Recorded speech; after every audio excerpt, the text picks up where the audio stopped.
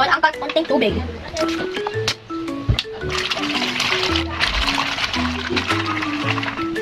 Gumamit tayo ng sponge para sa pangkuskus. At magsimula na tayo maghugas ng mga plato. Unahin natin ang baso at kutsara tinidor bago ang plato.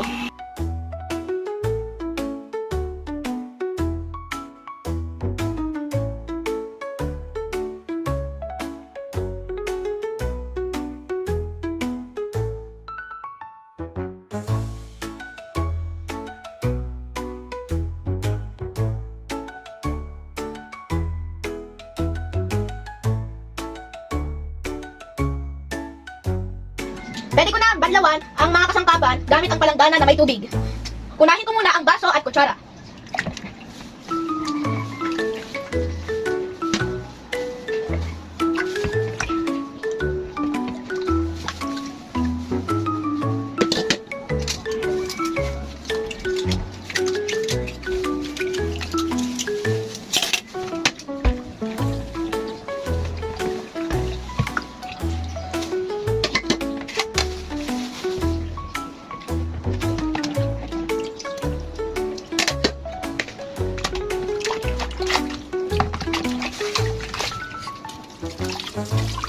Patayin din ito. Patayin mo.